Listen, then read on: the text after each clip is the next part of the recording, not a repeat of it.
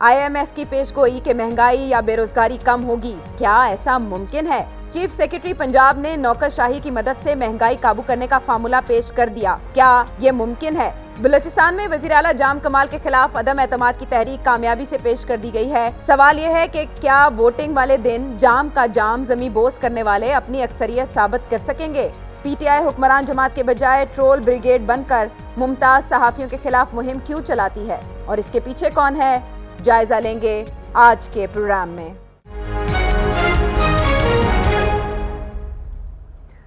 अस्सलाम वालेकुम, नजम सेठी शो में खुश आमदेद। मैं हूँ सैयदा आयशा नाज, मेरे साथ मौजूद है नजम सेठी साहब। अस्सलाम वालेकुम।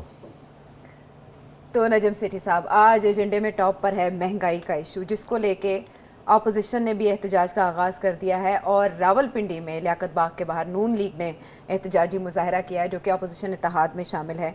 और दूसरी तरफ हम ये देख रहे हैं कि महंगाई को अगर इशू बनाया जा रहा है तो मुस्लिम लीग नून के रहनुमा कुछ ऐसे बयानात देते भी दिखाई दे रहे हैं जिससे ऐसे लगता है कि महंगाई को काबू करना नामुमकिन होता जा रहा है। मेरा ख्याल है हम पहले सुनवा दें, फिर उसके बाद बात करते हैं।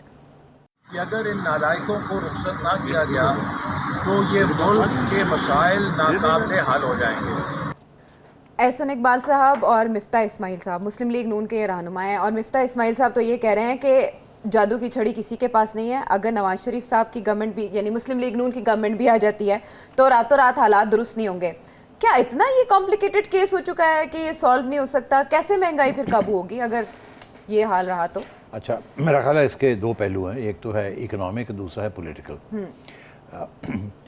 इनका ये कहना है, और इसमें कुछ हद तक हकीकत भी है, कि जब ये गए थे तो इतनी बुरी हालत नहीं थी मईशत की। ये अच्छी खासी एक इकोनॉमी चलती चलाती छोड़ के गए थे। इनका ये कहना है, जो कि हकीकत है, इनका ये कहना है कि इन्होंने आके PTI वालों ने 3 साल में तबाह कर दिया। ये नहीं कि इनको पता नहीं था कैसे करना, मगर ये कि कभी एक पॉलिसी, कभी दूसरी पॉलिसी, कभी तीसरी पॉलिसी, इतनी अनसर्टनिटी क्रिएट कर दी कि कोई चीज़ टिकी नहीं। और कभी कभी तो पहले साल एक पॉलिसी, उसके साथ बिल्कुल अगले साल दूसरी पॉलिसी, उसके बरक्स।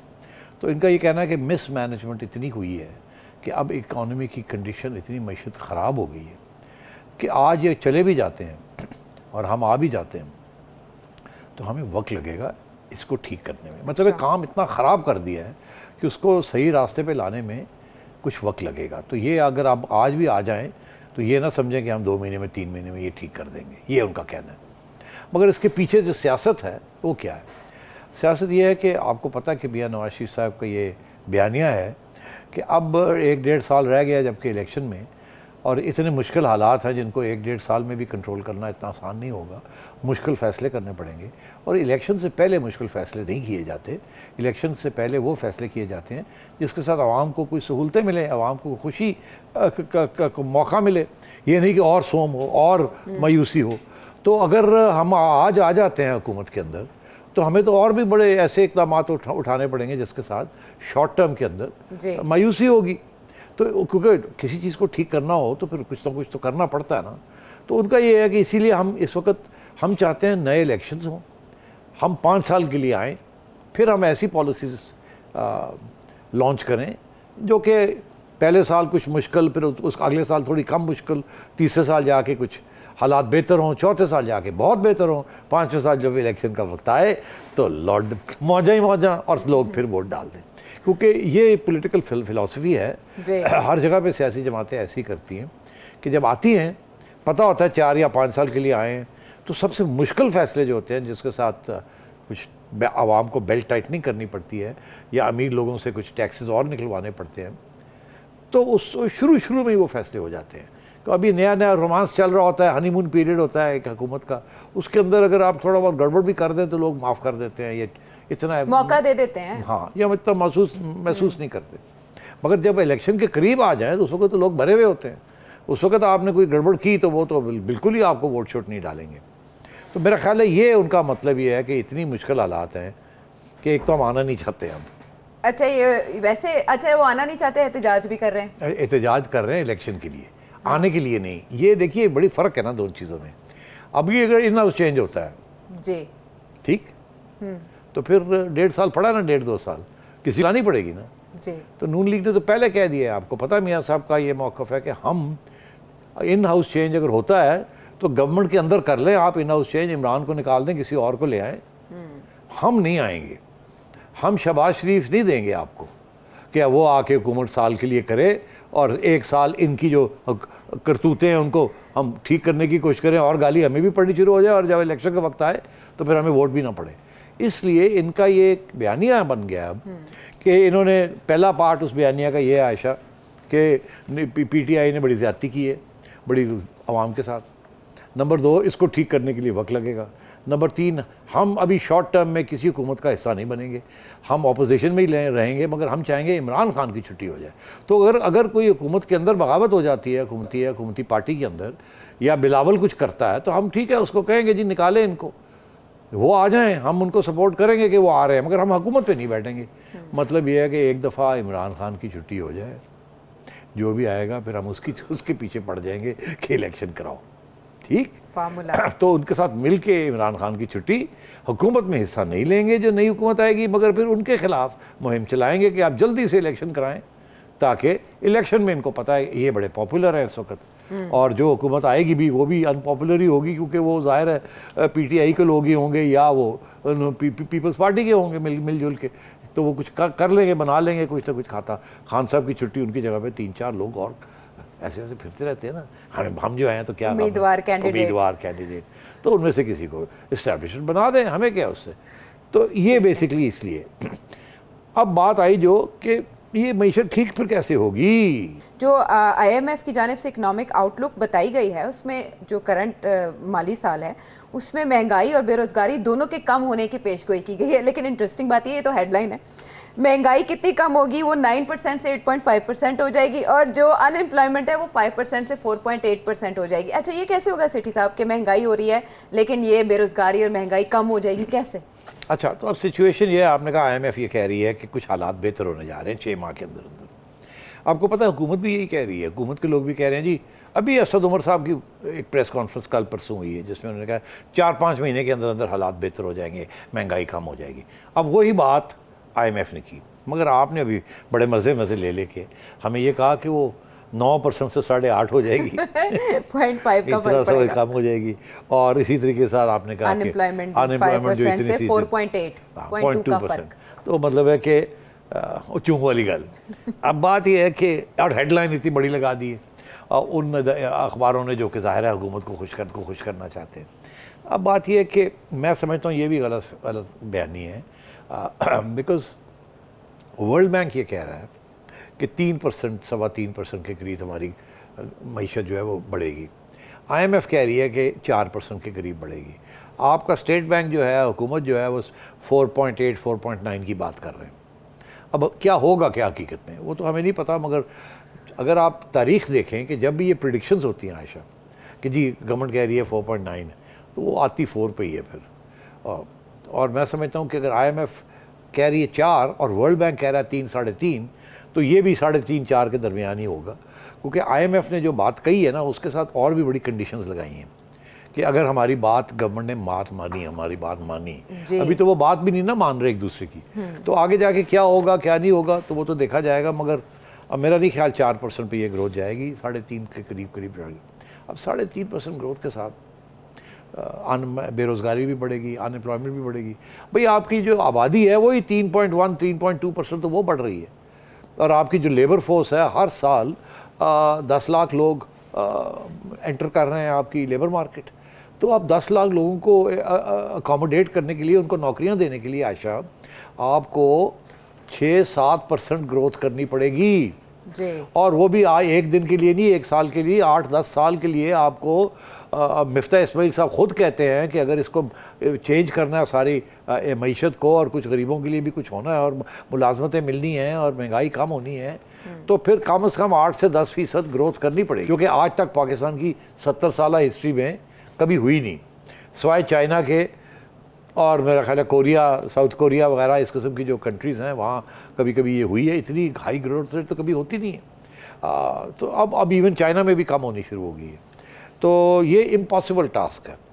इसका मतलब है जो फ्यूचर आउटलुक है आपकी वो इतनी अच्छी नहीं है। यहाँ और भी मुश्किलात का सामना करना पड़ेगा एज वी गो अलॉन्ग। और अगर ये 6-7% पे हम नहीं करते तो फिर तो मैनेज ही नहीं कर सकेंगे।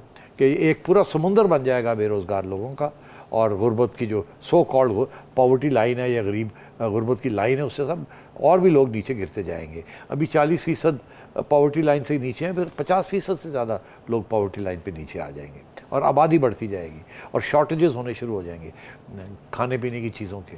और अगर आपकी एक्सपोर्ट्स नहीं बढ़ेंगी, जिसकी वजह से आप डॉलर्स कमाते हैं, और आपकी फिर इंपोर्ट करना पड़ जाएगा खाने पीने की चीज़ें भी, तो फिर आपके पास तो पैसे ही नहीं होंगे उनको देने के लिए। तो बहरहाल मैं इतना मायूस कुन सिनारियो नक्शा नहीं खींचना चाहता, मगर हालात बहुत ख़राब हैं, इस हुकूमत से कंट्रोल नहीं हो रहे।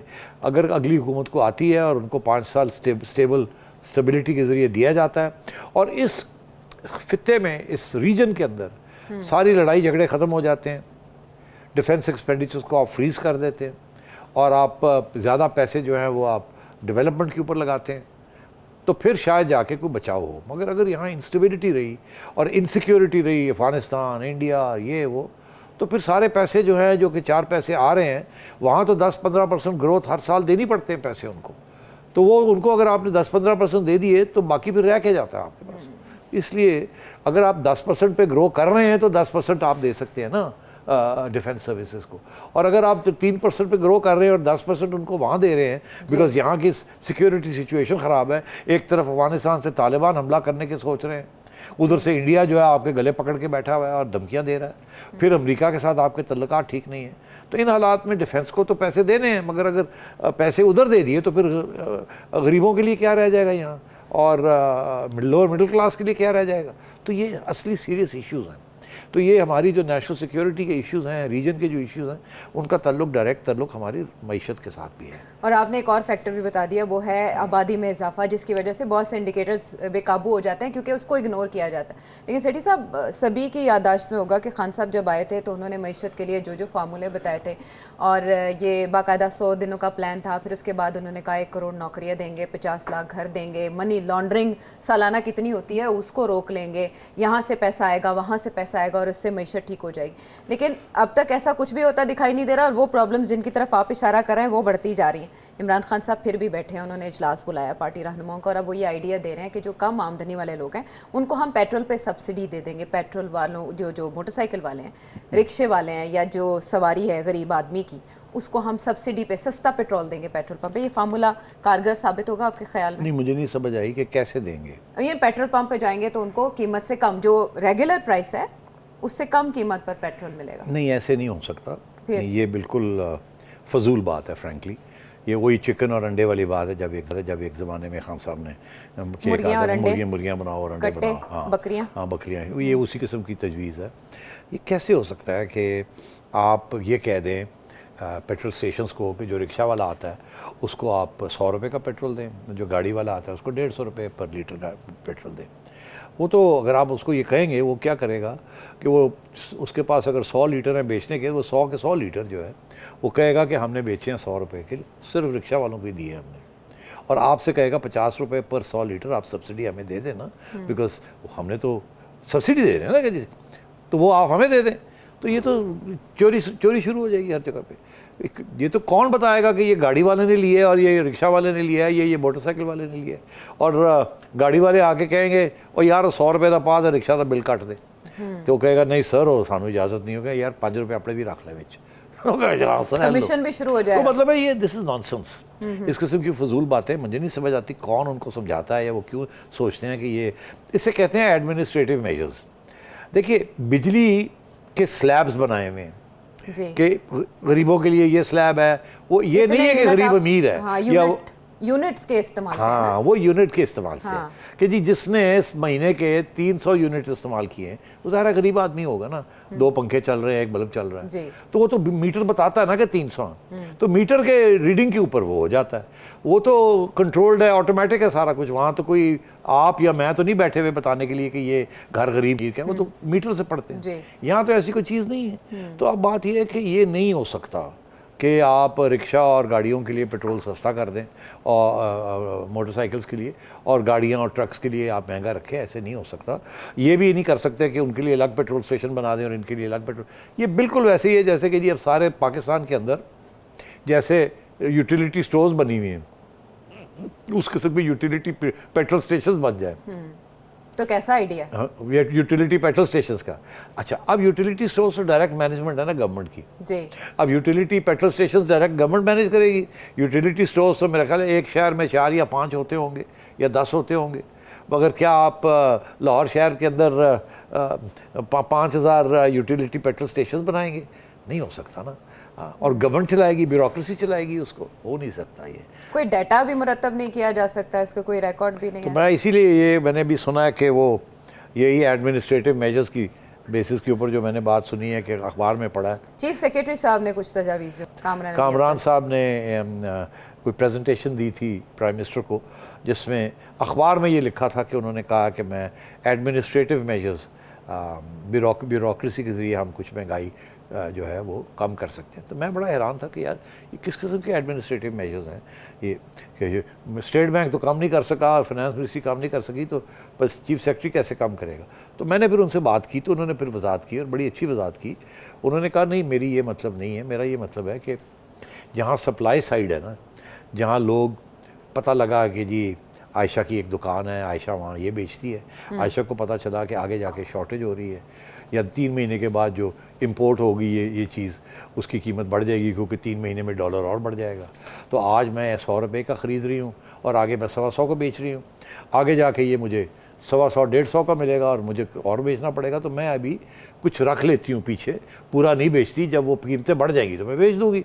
होर्डिंग कहते हैं ना इसको, ज़ख़ीरा अंदोज़ी। हाँ, तो वो कहते हैं कि एक तो ये कि एडमिनिस्ट्रेटिवली हम इसको कंट्रोल कर सकते हैं कि फिर वो ये कहते हैं क्योंकि ये जो मंडियां हैं, खाने पीने की चीज़ें जो हैं, फूड आइटम्स जो है, ये छोटी छोटी मंडियां बनी हुई हैं हर इलाके के अंदर, जहां मार्केट कमेटीज़ बनती हैं और वहाँ से वो फिर सेट करती हैं कि मार्केट के अंदर उनकी जो लोकल मंडी है उसके अंदर कि आटे की कितनी कीमत है, फ़लाने की कितनी कीमत है, फ़लाने की कितनी, तो उसको किसी हद तक एडमिनिस्ट्रेशन मॉनिटर भी करती है और कंट्रोल में भी रखती है कि ये बिल्कुल यहाँ होर्डिंग शोर्डिंग ना शुरू हो जाए।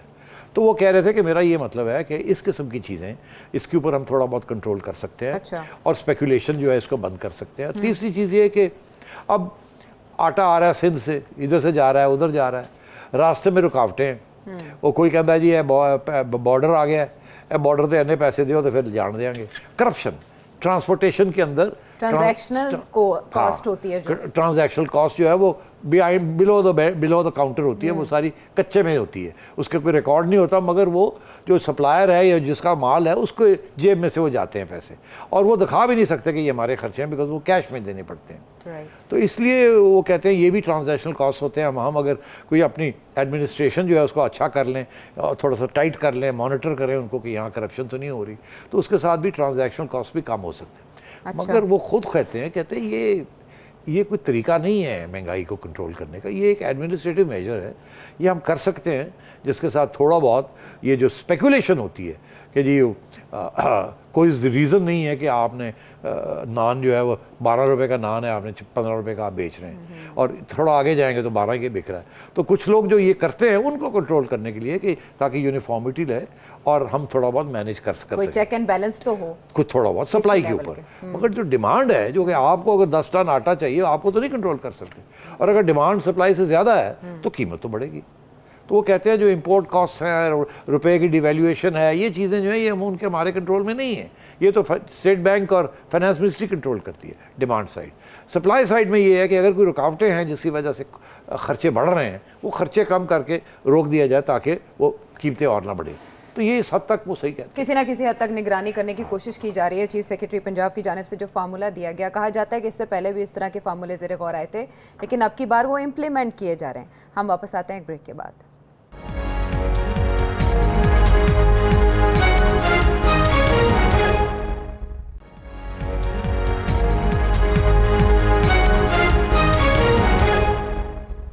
Welcome back to the show. और ख़बरों में सबसे ज़्यादा इस वक्त बलूचिस्तान में जो हलचल हो रही है, जाम छलक पड़ा, जाम कमाल साहब के खिलाफ तहरीक अदम एतमाद जो पेश हो गई, 7 अरकान उसमें गैर हाजिर रहे हैं और एक जो रुकने सूबाई असम्बली थे लाला अब्दुल रशीद साहब, उनसे जब पूछा गया कि आप क्यों ताखीर से आए तो उन्होंने कहा मैं तो दम कराने गया हुआ था। तो बलूचिस्तान में एकदम क्या हो गया सेठी साहब? एकदम कुछ नहीं, आपको याद होगा कि 1 महीना पहले ये चीज़ शुरू हुई थी जाम कमाल के ख़िलाफ़।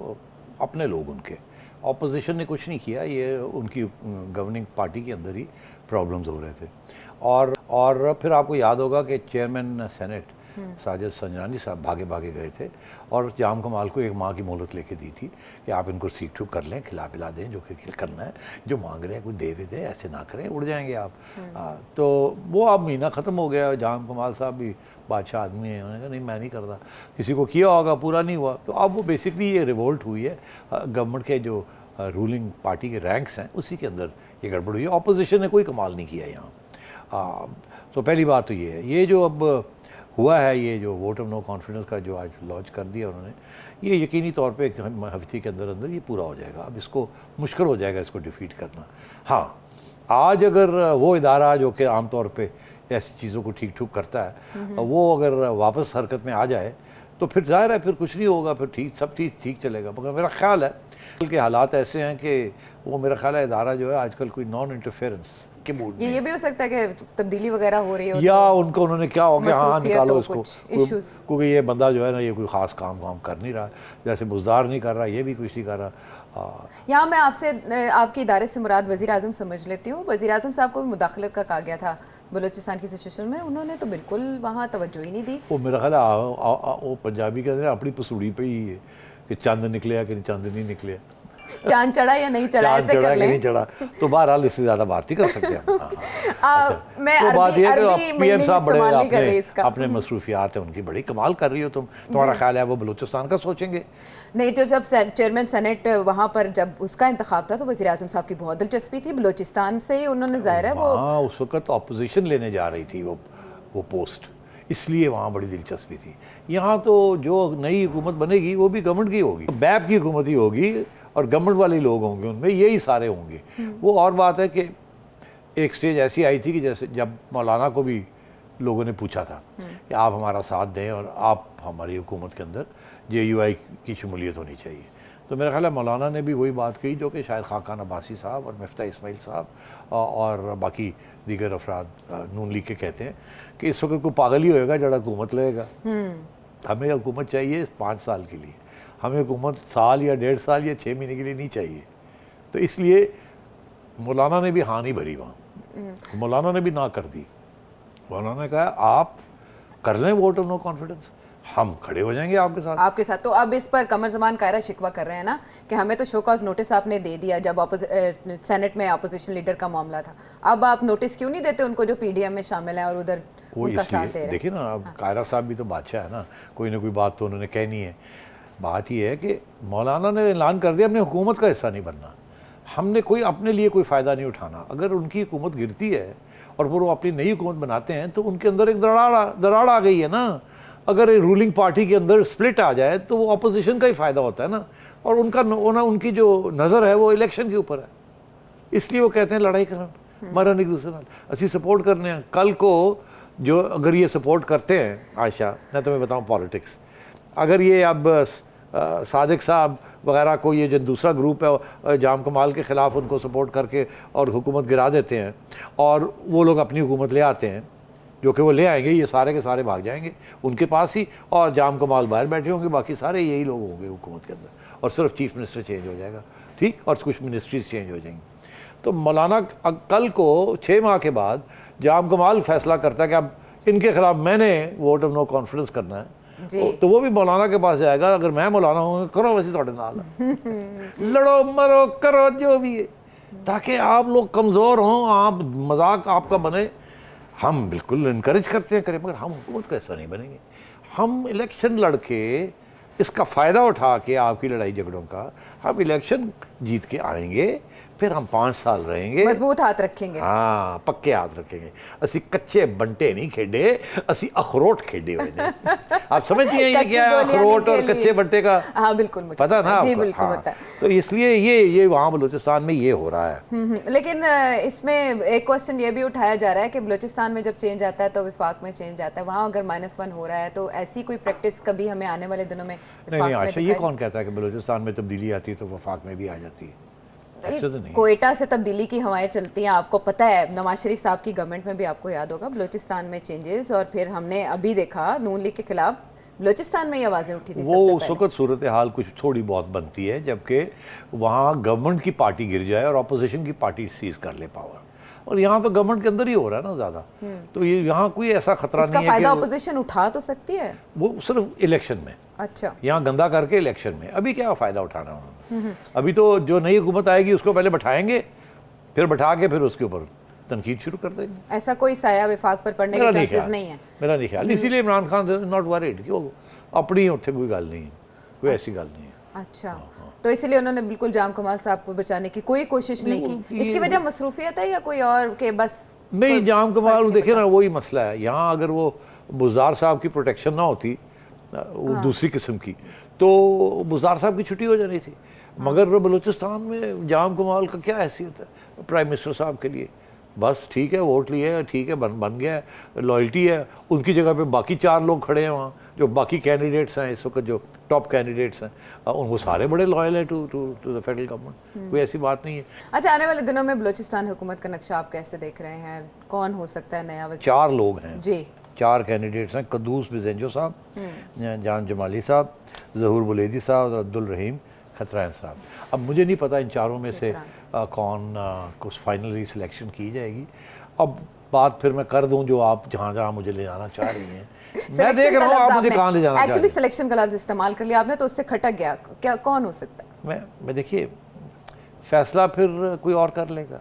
अच्छा, इन चारों में से जी, यहाँ तो हमने सुना था कि प्राइम मिनिस्टर साहब कोई इंटरव्यू करेंगे, याद है आपको? जी, जी। फिर वो मेरा ख्याल है ये फैसला हुआ कि वो खबर ही शायद इसलिए उड़ाई गई कि ये हो ना सके। आपने खबर दी थी? हाँ, मैंने कहा था कि इस किस्म की खबर चल रही है कि प्राइम मिनिस्टर साहब शायद इंटरव्यू करें। सैबोताज कर दिया तो वो सैबोताज होगी ना। अगर मैं ना कहता तो शायद इंटरव्यू हो ही जाती क्योंकि उसमें शरारत थी थोड़ी सी। तो इसलिए अब ये है कि फिर मैंने थोड़ी सी शरारत करने का इरादा किया है। अच्छा। कि वो अब उनकी इंटरव्यू होगी। अब वो इंटरव्यू जो है वो खुफिया होगी अगर होगी तो, अदरवाइज़ कोई इंटरव्यू ओपनली नहीं होगी। और जिन्होंने फैसला करना है उन्होंने पहले ही फाइलें खोली हुई होती हैं इन चारों में से कौन सा ज़्यादा बड़ा बरखुरदार है। और तो हमेशा फैसला इस चीज़ पे होता है आयशा कि बरखुरदार एक तरफ और कॉम्पिटेंट दूसरी तरफ। अच्छा, वो देखते हैं कि ये कॉम्पिटेंट है और ये बरखुरदार है, ये बेस्ट है। ये बरखुरदार तो है मगर जाहिल है और करप्ट भी है। मैं मारे जाएंगे, बरखुरदारी अपनी जगह पे गड़बड़ कर देगा।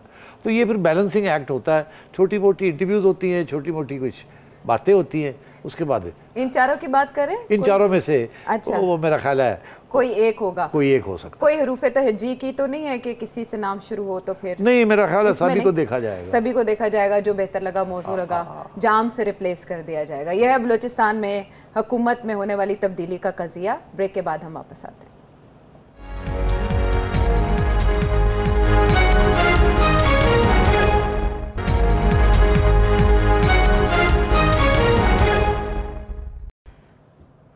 Welcome back to the show. अच्छा, हमारे वज़ीर आज़म अक्सर बरतानिया के निज़ाम के साथ हमारा कंपैरिजन कर रहे होते हैं और इसमें वो मीडिया का भी हवाला देते हैं कि बरतानिया से ज़्यादा आज़ाद है हमारा मीडिया।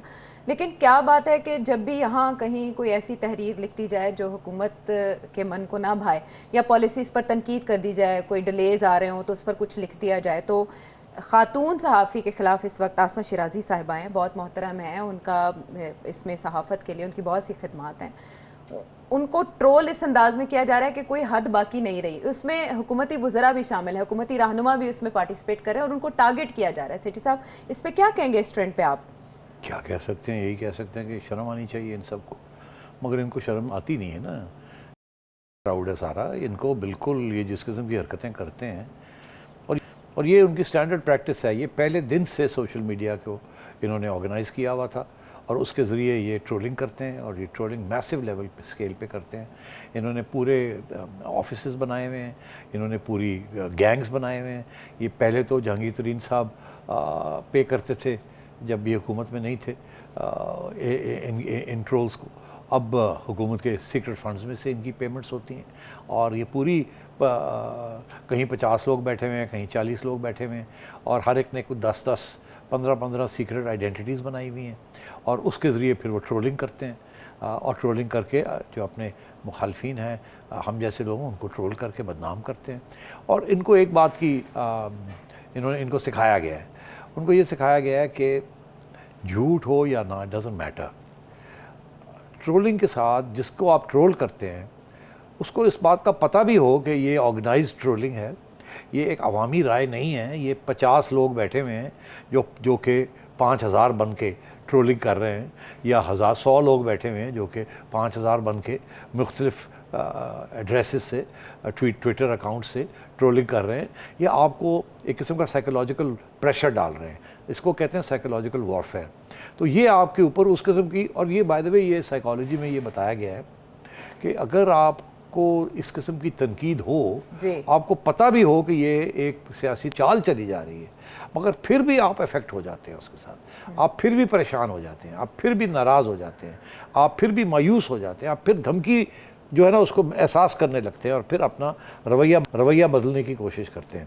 हालांकि सब कुछ पता होता है, मगर साइकोलॉजिकली उसका जो इम्पैक्ट होता है ये ट्रोलिंग का, ये बहुत ख़तरनाक होता है।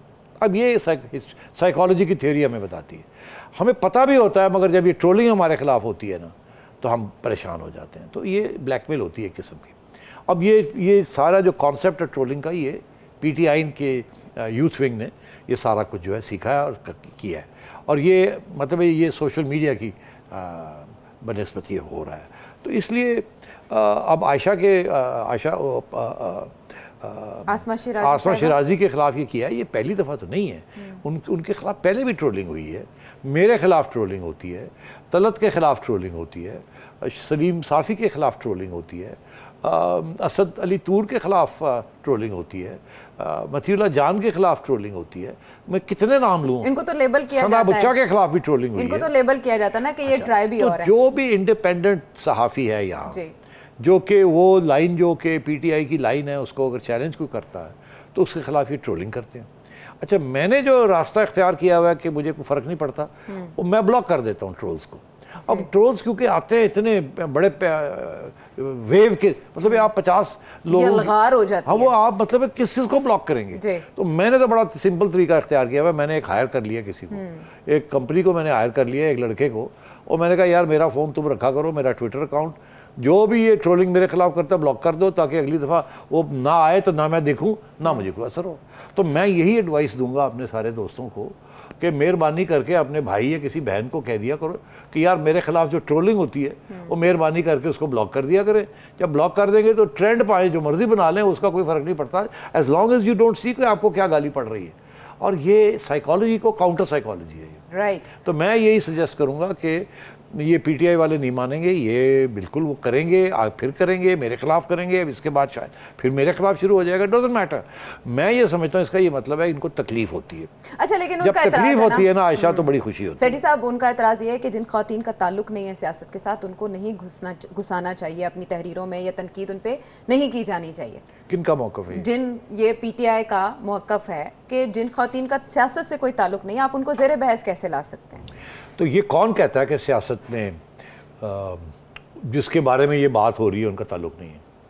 ये जो अंग्रेज़ी में एक मुहावरा है, द लाउडेस्ट विस्पर, एक फिल्म भी बनी थी कि विस्पर क्या कहते हैं उर्दू में? सरगोशी। सरगोशी।